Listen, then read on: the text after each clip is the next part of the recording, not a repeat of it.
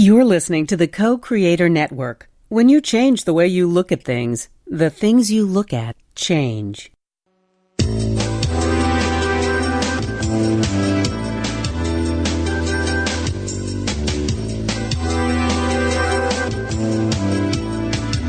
Good afternoon. Welcome to Why Shamanism Now, a practical path to authenticity, with your host, Christina Pratt, director of the Last Mask Center for Shamanic Healing. She's talking about how shamanic skills can bring us to physical, emotional, mental, and spiritual well-being, especially when nothing else can.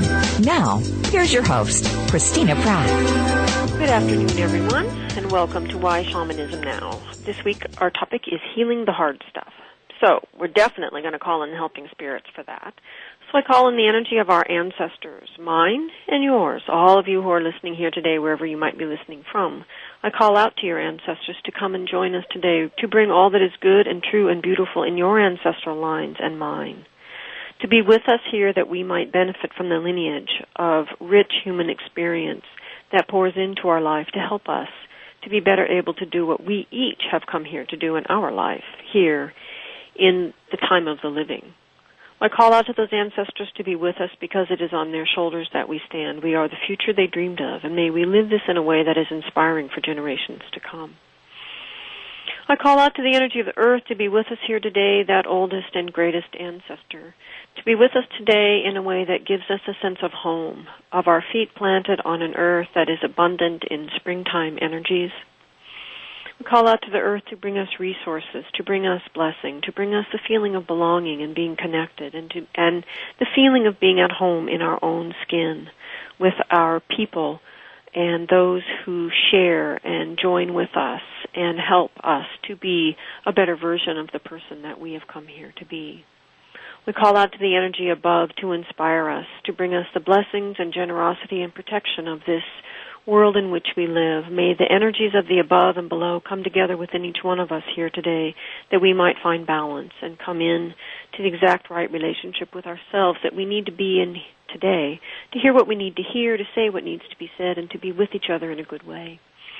I call out to the energy of the heart, that amazing place within each one of us, unique to humans.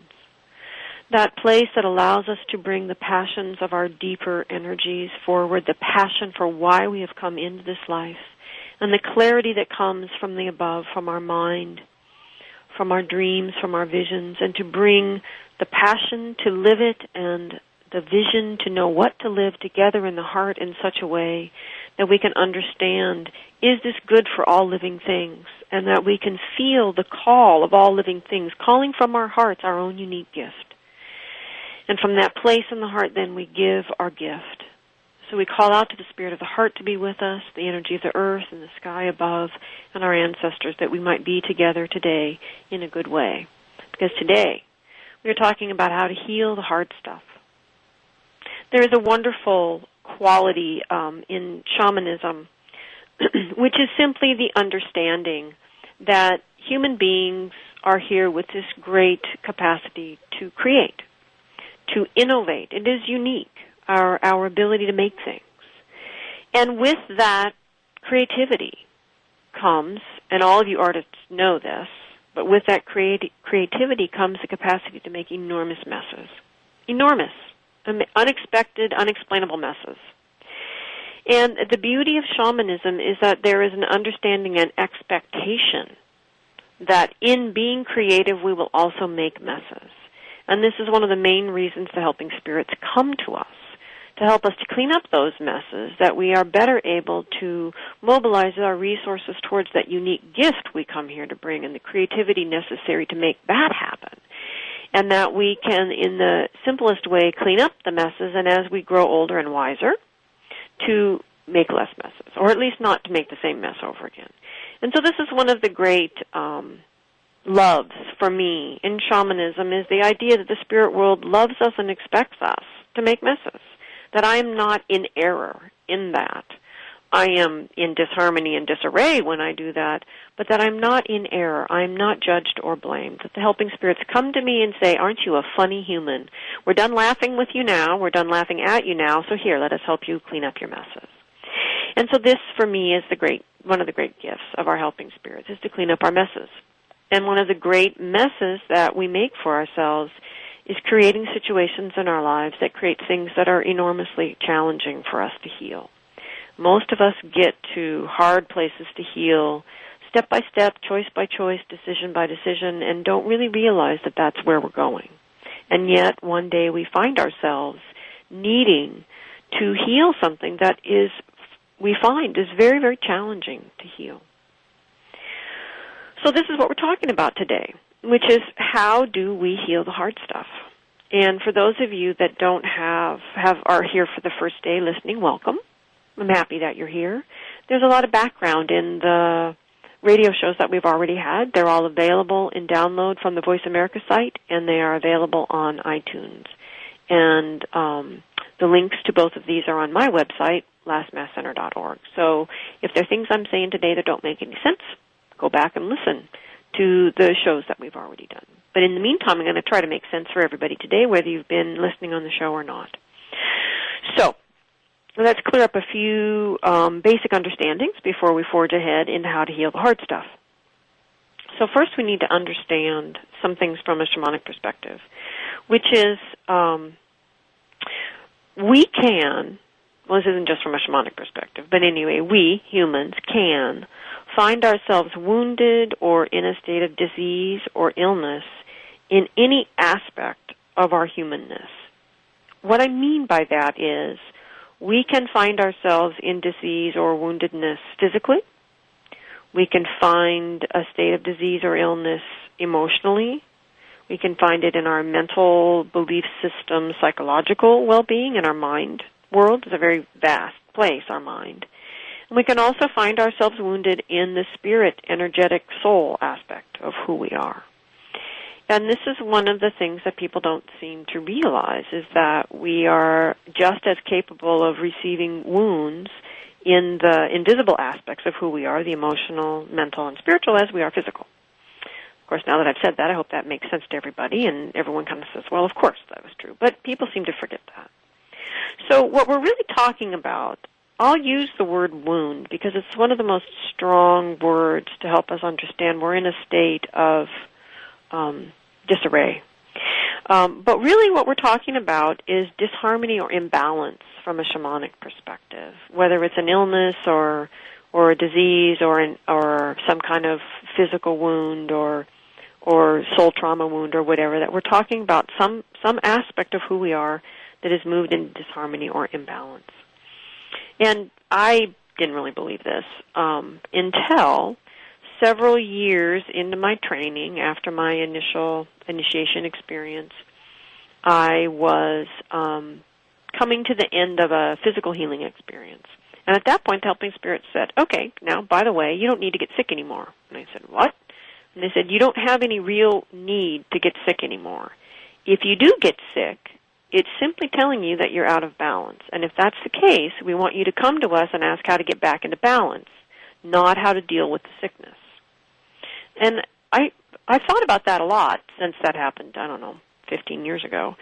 And the interesting thing about it is I'd just gone through a long phase of having everything taught to me through physical illness because I'd asked them to stop teaching me everything through losing all my money because that was stressing me out too much. And they said, well, then don't care about money. So I got to a place where I didn't care about money, but they still needed to do something to catch my attention, right? And so they started to do a lot of messages from spirit through physical illness. And then that, frankly, is kind of hard on you, hard on your body. And so what I came to understand through all of that is that the spirit world will communicate with you in the means by which they can most easily get your attention. And if you don't like that means, then you need to get unattached from that means of getting attention. But what we're going to talk about here today is, of course, part of this is about messages. So anyway, the point of that message was we don't actually need to get sick. That getting sick or ill or having a wound is a sign of something else. It's an outward sign that something else is happening. And so one of the things we're going to talk about today as we talk about healing the hard stuff is how do we find where the source of the problem is? Because if we can go to the source of the problem, we can transform the problem easily. But again, we're just kind of clearing up some basic understanding here before we get into the meat of our topic. So I want to talk about messages here real fast. Let's clear this up before we get going any further. Yes, everything is a message, and it is well worth getting the message from whatever is going on in your life, including disease and disharmony and illness, granted. And frankly, sometimes it isn't going to heal until you do get the message. And I know I have certainly had that experience many times where you got to get the message or you're just never going to get well. Granted, all of that is important. All of that is true on a certain level. And most of us prefer to receive our messages in a normal talking voice, not having people yelling at us, right? So we can receive our messages in a whisper, in a gentle message, in a nice conversational tone, in a somewhat more strident language, and then something simply screaming at us. If we force the messages to come to us through illness, we have forced the message to move into screaming. Illness isn't a whisper. That woundedness, illness, these things are not whispers. This means we have not been listening at a whole lot of other levels at which the message was trying to come in, and we have forced that message in through illness. So my point is, while illness, disease, disharmony, woundedness, yes, it brings us a message. Yes, there is value in finding the message in it. Granted, that is not the purpose. Right? There is no reason to push the message into illness. So I just want to make sure we get that straight. Part of the value of shamanic skills is it teaches us ways to get the message when it's a whisper or a nice conversational tone, and allows us to pay attention to what's going on in a way, or to be attentive to what is going on in our life, noticing what's coming in through life, what's coming in through the spirit realm, through the dreams. It allows us to notice and know what to do with things so that we don't push things into yelling, because illness is very cost-effective. I mean, it's not very cost-effective in terms of getting a message, because you get the message, it's one message, and then you got this whole illness you got to heal now. So it's not the greatest way. So what we're working on in shamanism in general is to learn to hear the whispers. Now, this is not a judgment for people who get sick. I've certainly been sick enough myself. But we do need to be able to discuss things openly and to realize we have options. We don't have to be getting sick. Okay. So a couple things we need to understand as we forge ahead here is that wounds require different modalities to heal, because each aspect of who we are functions based on its own logic and balance. In other words, what I need to heal something out of balance in my mental realm is going to require a different modality than what would heal something out of balance in the physical world. Now, because the mental and the physical and the emotional and the spiritual all connect and affect each other, then yes, certain things may touch on more than one realm. Certain modalities may touch on more than one realm. But we need to understand that sometimes we can't heal an illness in a really simple sense because we've chosen a modality that doesn't match where the source of the illness really lies. So that's one thing to think about. Another thing to think about is that all wounds define their own healing, and that is something we must surrender to. Okay, what do I mean by that? Now, I'm going to present this in the physical world because this is where it makes sense to everybody. If you break your leg, you don't want to go to the emergency room and have someone start treating you for the flu. That's silly, right? That's absolutely ridiculous. The wounds in the physical world do a pretty decent job of defining the healing path they need. That is true emotionally, mentally, and spiritually, and that's the piece everybody seems to miss, is that a wound, no matter what aspect of our life it comes in on, defines its own path of healing. That's what we need to find, and it's a refusal to be willing to find that keeps many things from healing. So as we go into break now, I'd like you to think about that, and we'll come back and continue talking about how to heal the hard stuff using shamanic means and basic, good old-fashioned common sense. Thank you all for being here today.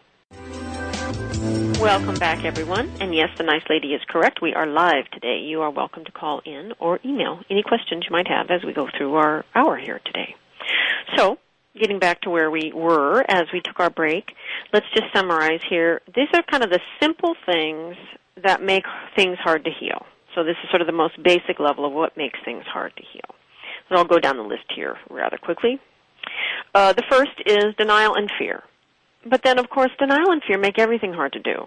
I mean, they pretty much screw up anything.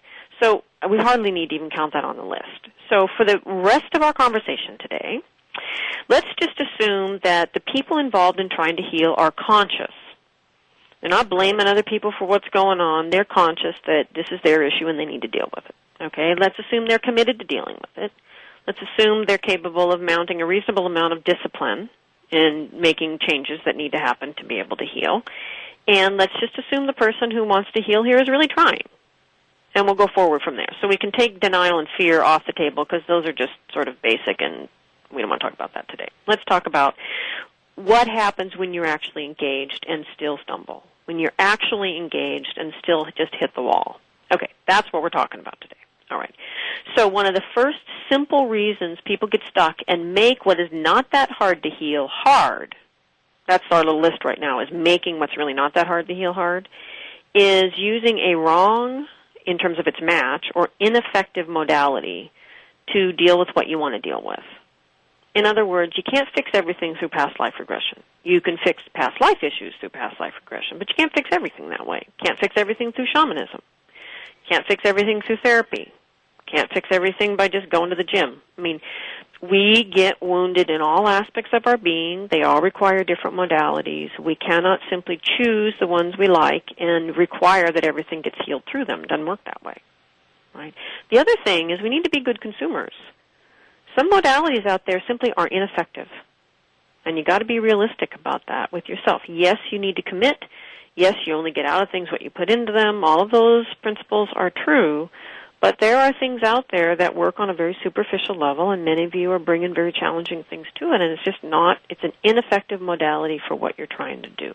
And you need to keep that in mind and trust your own intuition, and if you have helping spirits, trust them, because they'll be the first ones to answer your question by giving you a big raspberry, and then you know it isn't going to work. Okay.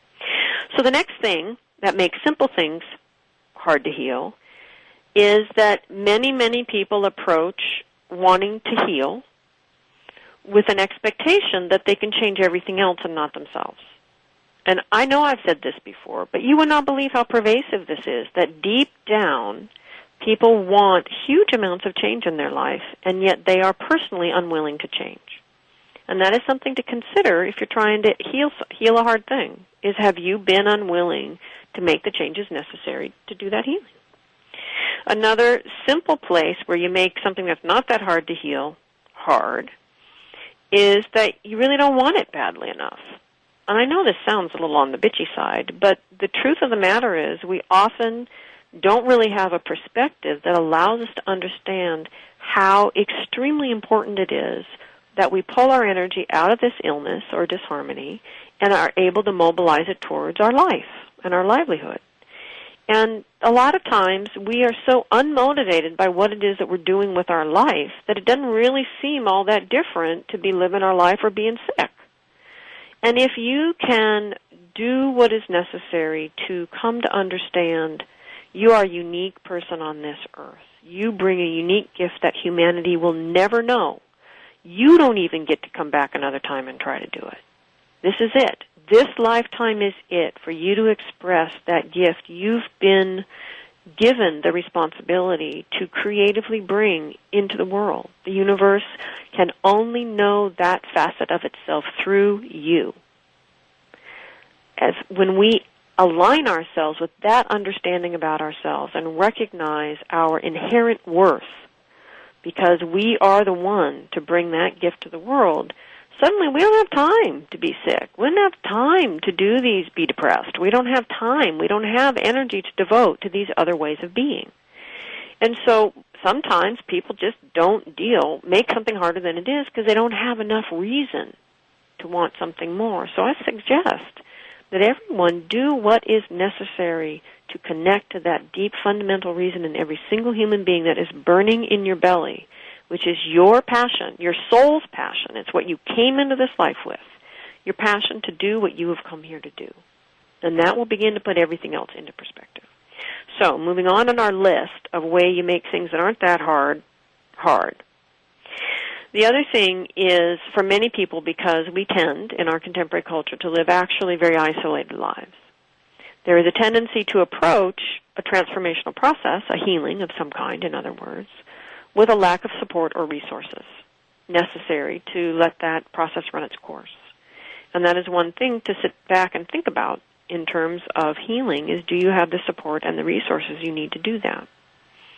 I injured my eye badly, actually, on the 3rd of July, one very hot summer in Manhattan when I was a poor dancer, and found myself in the emergency room with the doctor, who was finally, after waiting for an eternity, helping me.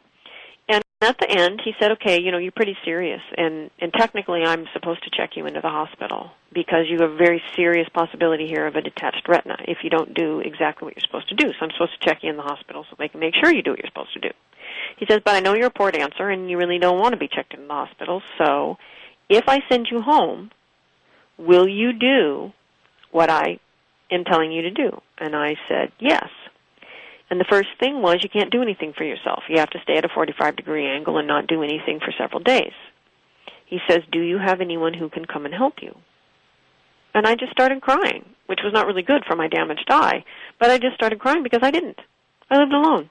I was a poor dancer in New York, living alone. I didn't have anyone who could come and help me. And that in and of itself could have really changed the healing process that I needed to be in. Now, luckily, with his questioning, I did actually figure out someone who did graciously come and help me, and I am deeply grateful for that person's willingness to come and be with me in my time of need. But it's important to figure out for yourself what is the support and what are the resources that I need to do what I need to do, and align those things up and be creative about it. And then finally, the last thing is a little bit more energetic and not quite so obvious as that, but it's very true in terms of any kind of healing process. In a human being's process of growth or transformation or healing or whatever you want to call it, is like a chemical reaction, in that it needs to be allowed to run its course. And for a reaction to run its course in a pure way, it needs to be held in a vessel. And a vessel, often a vessel used for these chemical reactions, is called a crucible. And the value of a good crucible is it is made of a substance that does not react with the reaction happening within it. So what does this mean for you? It means for you as a person trying to heal, your healing may need to be contained. It may need to be held by other humans. But the tricky thing is you need to pick humans who aren't going to react with your process if you want to have the smoothest healing process. And so the willingness to contain or to find people who can contain your healing process is important as well. And this is really important as you move into the non-physical healing, the emotional, the mental, and the spiritual healing. That containment is even more important because it's happening in a purely energetic realm. So this is my little list. It's probably not comprehensive, but it's good enough to get you all started about the things that people set up for themselves that make things that really aren't that hard to heal hard, because they don't provide for these issues or take care of these issues. So that's our first list. But let's move on now. What about the things that simply are hard to heal? There's a place in one of the Harry Potter books, I think it's maybe number 6. It's pretty, I don't know, it's the one, anyway. Dumbledore, who is the source of great wisdom throughout the entire series, says, referring to Snape, I believe, says, well, yes, Harry, there are simply some things that cannot heal. It's the only stupid thing Dumbledore says in all the books. Because from a shamanic perspective, that's simply not the case. That we can always find a way to heal things. We simply need to find the source of the problem. And so what I would say to correct Dumbledore would be that given the resources at Snape's disposal, his wound, he was not able to heal that wound. But bring a few shamans in, because you notice there aren't any shamans in the whole Harry Potter world. If you bring a few shamans in to deal with the soul loss Snape had experienced by being harassed year after year by Harry's dad, that Snape would have been able to heal. And so this, I think, for contemporary people is one of the biggest issues about what makes our healing hard and what makes it take years longer than it needs to, is our unwillingness of other healthcare professionals, other than shamans, to recognize the symptoms of soul loss and to simply tell people, we'll be able to make this whatever work a whole lot better if you'll go see this shaman and get your soul parts back, because I'm seeing symptoms of you being in soul loss. The problem with, well, there's a lot of problems with soul loss, but the problem with soul loss in terms of healing, why soul loss makes it so hard to heal, is the part of you that is at the source of that healing is not present in space and time. It simply is not here with you. That's the point of soul loss. It's lost to this space and time in which you are living. Why is that important? Everybody all together now? Because you only have power to make change happen on yourself in the moment. You have enormous power to make change happen on yourself in the moment, perhaps infinite power to make change happen on yourself in the moment, given enough resources.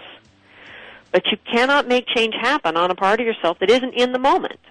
And this is the critical understanding about soul loss. And soul loss is real. And so, we're going to break. We'll talk a little bit more about soul loss as we come back in the next section and the other things that actually make healing hard for real. Thank you, everyone. And please remember, we're live today. You're welcome to call in or email. Welcome back, everyone. So I'm sitting here thinking, how come nobody's calling or emailing? And it's probably because I'm realizing the show isn't a lot of fun. I'm sorry about that. So I'm going to try to perk things up here a little bit.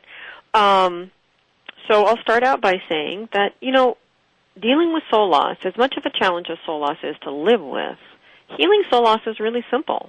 You go to a good shaman, you get your soul parts back, and on you go. It's pretty painless.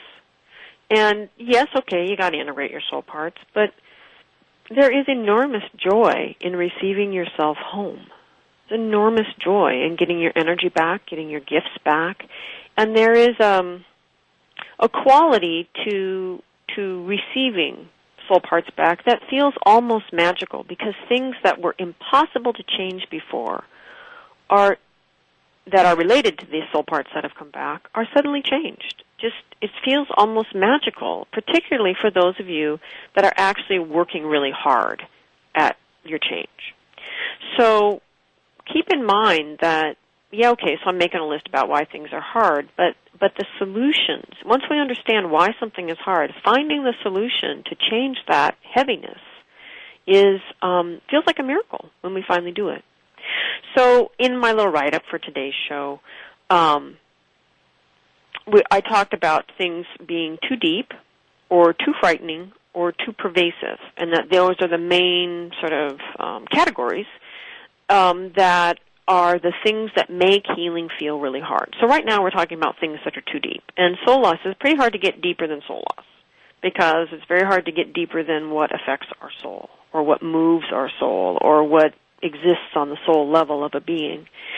And so soul loss is, and soul retrieval is one of the things that makes the healing hard, because it makes the modalities you're engaging in that should be healing your symptoms ineffective, because the source of the problem is actually the soul part itself, is actually in spirit. So the symptoms of soul loss that's actually the main symptom of soul loss, is that the modalities that you're engaged in that should be helping you are not helping in a way that is commensurate with the energy you're putting into it.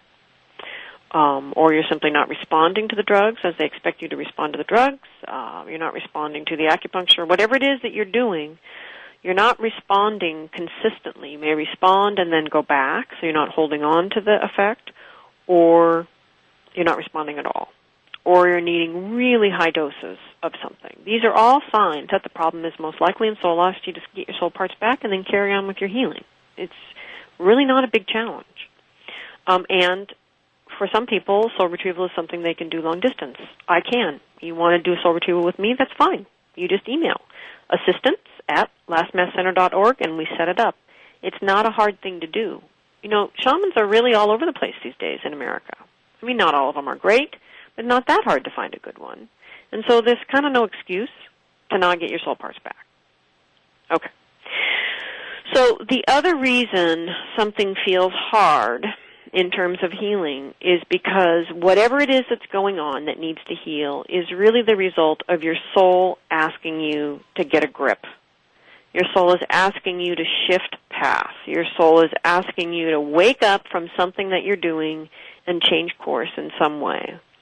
And the ego is simply hell-bent in not letting you do that. And that is one of the main reasons a healing that really shouldn't be that hard feels so hard. It's the ego's death grip. Because remember, the ego's not a bad thing, but the ego's job is to maintain status quo. So it receives anything that's going to involve change as a threat. And intentional change should not be threatening, but it is to the ego. And you just have to remember that and pat the little ego on its head and go ahead and do it anyway. But that is one of the things that makes something feel hard, is the soul wants to move powerfully in one direction, and the ego is just in a death grip to keep that from happening. And so the main way to deal with that is to become more self-aware. You need to be aware of the voice of your ego as a voice that is different from the voice of your soul. And y'all got to learn to listen to both. I mean, if you're still under 20, fine, you're young, you'll figure it out. But if you're over 20, you need to start paying attention. You need to start understanding there are different internal voices, and you need to know which voice is coming from whom within you, and to really understand the voice of your soul. And if you're over 40 and you've never heard the voice of your soul, you need to see a shaman. You just shouldn't get to be 40 and never hear the voice of your soul. Be so good at shutting that information down that you're not hearing it. So it's there. Soul doesn't die. It does get hurt. And it can, but the point is, the beauty of shamanism is it has all these wonderful modalities that are very creative and imaginative, that allow a simple healing path to be able to deal with wounds at the deepest core level of who we are. So get yourself to a shaman if you don't know the voice of your soul. Let's see, what else makes things hard in the too deep category? Sometimes the source of the problem is in the unresolved issues of the ancestors. And if you want to hear more about that, download the show with Martin Brennan back in February, I think, January, February. But a symptom of an issue of the ancestors is a pattern of either emotional or psychological behavior, or even a pattern of life that happens again and again. And it happens with a certain weight or severity or confidence that simply could be created in one lifetime. It's like the pattern's just better than anybody could make in one life. It's just more ingrained than anybody can do in one life. And that usually means it's taken more than one life to do it. Okay?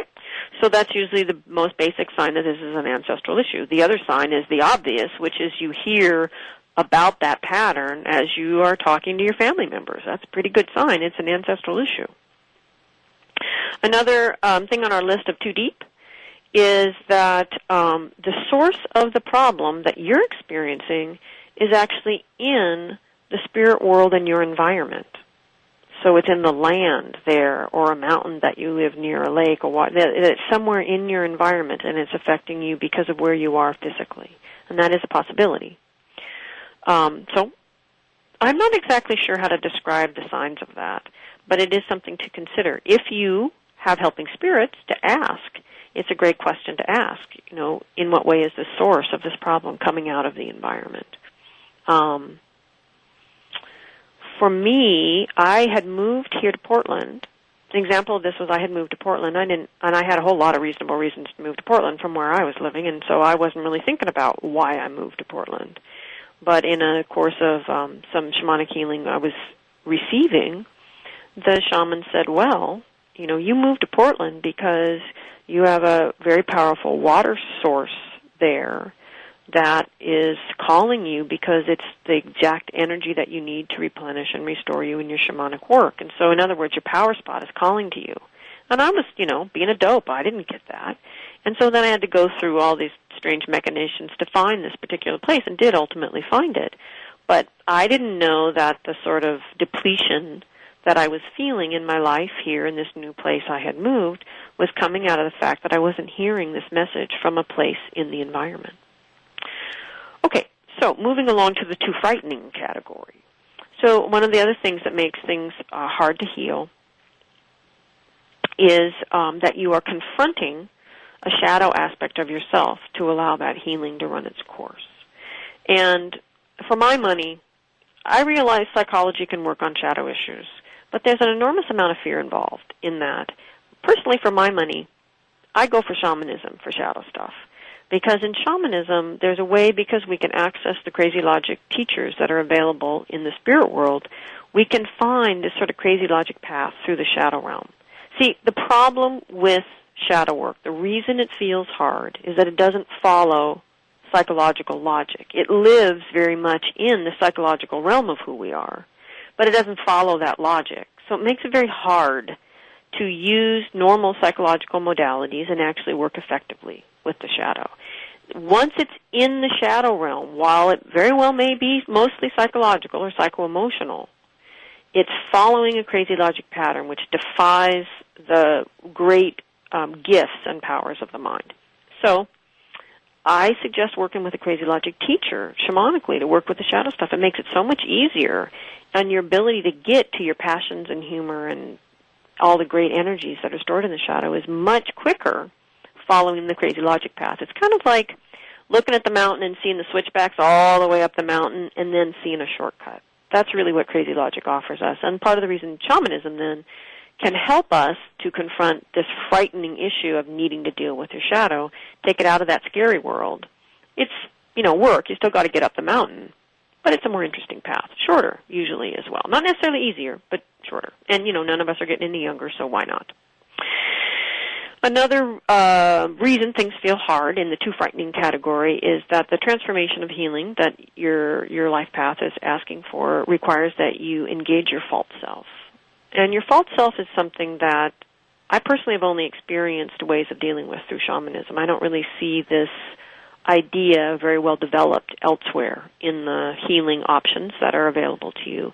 Because the false self is more than the ego, it's more than the identity. It's the entire life story that is created to put you to sleep so that you don't change it, to keep you safe in the world. Now, granted, it's developed to keep you safe in the world, but it does keep you from really tapping into that scary logic place of doing your soul's purpose.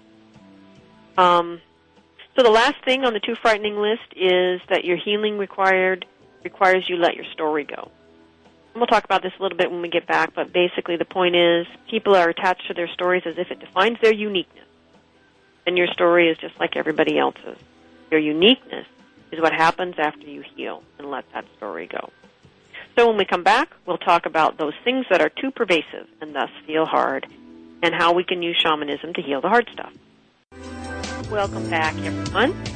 None of you emailed me to tell me I left out the good stuff in the last section. You all need to pay attention here, or you'll not hold me to my task here. So in the section I was just talking about, I left out a whole chunk of how you actually heal the hard stuff. So I'm going to go over that really quickly, and then we're going to move on to Daniel's question because it's a lovely question, and it will help to lighten things here for us today as we talk about the hard stuff. So I left things unspoken. And when I was talking about things that feel too deep to heal or are too deep to heal through normal modalities that people would access in contemporary America. So I left it unspoken that, of course, through shamanism you can get your soul retrievals to deal with your soul loss. It is the simplest and most direct way. Yes, soul loss sometimes happens spontaneously. Yes, there are some very long and involved and energy expensive and money expensive ways to eventually get your soul part back through other modalities, but why? Why use an ineffective, expensive modality when you can use a simple, cost-effective modality? So for your soul loss, for my money, find yourself a shaman and get your soul retrieval. And energy loss, any of these kinds of things, go for shamanism. Because, like I said, you're not getting any younger. We don't have resources to be throwing away these days, so let's focus on what's effective, what's direct, what is the right modality for the job. It's just like building the house and finding the right tool for the job. It's not an insult to anybody. It's just recognizing what modality works for this and using it. So, also for healing the unresolved energies of the ancestors, if you need to go for a direct pattern, it's probably best to go to a shamanic healer who does ancestral healing. Not all of them do. I do at long distance. lastmasscenter.org. That's how you get a hold of me. However, you can also get into certain kinds of therapy, like family constellation work, and there's a couple offshoots of that. You can Google these things, but it is a way to deal with ancestral issues in general. and beautiful ways to do that if you don't want to enter into the shamanic realm, may not allow you to get directly at a pattern you want to get at, because things happen more sort of like contact improv in that stuff, which is beautiful. Not a criticism, but if you need to go for something specific, you should probably find a shaman. Healing the energy, the spirit energy problems out of the environment, you need yourself a shaman, someone who practices geomancy and may not identify as a shaman, but is aware of doing what is essentially shamanism of the land, of space. And some feng shui practitioners, not all. There's a whole lot of feng shui practitioners that are basically doing enlightened interior design. You need to do someone who has traditional training in the oral tradition of feng shui and can really move deeply into understanding what is going on in the spirits in your environment. So you have some possibilities there, but for my money, just find yourself a good shaman. Okay. So moving right along to Daniel's question and then the close of our show here today. Daniel's question is, Christina. Oh, Daniel's in Washington. Can unexpected or unusual health or life energy balance also be a message from spirit? Or is it only the difficult situations? Well, isn't that a sweet thing? Of course. Messages from spirit can certainly come to us in healthful, inspired, beautiful ways as well. We tend to ignore those as messages. That's all. The spirit world tends to use the brick to the head because we tend to pay attention and we tend to remember lessons that involve pain. And that's just how humans are. So if you don't like that, you can start to adjust the way you approach your life. And in this message from Daniel, he actually answered his question in a fuller way, which is, or are these wonderful experiences simply a natural life experience we could come to expect? And that is actually the better answer to the question, which is yes. To live in a state of energy and resource, occasional bliss, a bunch of joy, in a state of oneness with all things, and in the flow. For me, it's often just a sense of being in the flow, and no matter what it is, it's all showing up right as it needs to show up, and I know I'm just in the flow, and it is an ecstatic experience, and yet functional and workable. Yeah, that's our nature. That is how we are all intended to be here. The question is, are we willing to be in love? Because to be in that state, which is the natural state of our world, and our world is essentially love manifest, we have to be willing to be in love, and most people are just too afraid. It's all there. It's right there for us in every moment. We simply need to be willing to get out of the way. And, of course, healing the hard stuff is one of the ways to get out of the way. But, yes, that state of being is our natural state of being, and we can come to expect that. And this is one of the things I learned as I began to work with clients about myself and about other people, is that we generally ask for so very little from life. And there is so much more there for us. We are frankly not possible as contemporary human beings. It's not possible for us to ask for too much, because we are so diminished in our understanding of what our true nature is, what the true nature of our universe is, and what our life could feel like if we were engaged in living from a sense of oneness with all things, living from the heart, not in a sense of sticky, codependent, romantic love, but from a sense of true, ecstatic oneness with all things. We have a very different life experience, but we have to be willing to not be greedy, selfish, and a whole lot of other things that we're very well trained to be in this culture. So, Daniel, thank you for that question. It's beautiful, and yes, that is supposed to be our natural life experience. So one of the other issues about why things feel too hard to heal is because they are simply become too pervasive. Too many years doing the same pattern, too many choices down the road. We've moved too far away from what we know that is right and true within ourselves. It's just pervasive, and we have a whole life built around it, and how can we possibly undo that mess? Too pervasive. That's what that means in my world. So for all of these things, even the things that are too deep, even the things that are too frightening, and particularly for the things that feel simply too pervasive, and the thought of unraveling it just makes you want to cry and go to sleep. It's just too much. This is the job for ritual. Shamanic ritual is divined for the problem. It's not generic. You can't read it in a book at the library. Those are ceremonies. Ritual is divined for the moment, and it is divined and created to create change. And if you're bringing to a shaman a personal issue that has become the hard stuff that you can't heal, or you have been unable to heal, then the ritual is divined and designed distinctly to transform that energy. And in performing that ritual, that which is too pervasive, too deep, and too scary to heal, you are calling in spirit to help you with that. You're saying, I'm just a human, I give up, I surrender. I can't do this by myself, and I am asking spirit to come in and intervene in my life to help me to do what I'm unable to do myself. And that is the beauty of shamanic ritual. They can be earth rituals, water rituals, air rituals, fire rituals, nature rituals. There's many kinds of rituals they can be using some elemental energy to help transformation happen. But this, from our perspective as contemporary Americans, I know for me when I started to do shamanic rituals, because my spirits told me to, that it's like magic. Things that I thought I was going to spend years in therapy dealing with were transformed within months because of the power of ritual to help me make change happen. Yeah, I still got to do the work. You still got to do the work.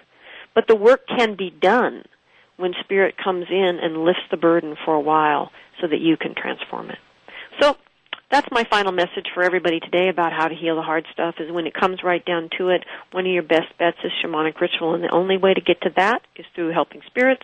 And for those of you that don't have your own, the way to get to that is through a shaman. So if you want me, I'm available, lastmasscenter.org. You can email me, Christina at Last Mass Center, or my assistant at lastmasscenter.org.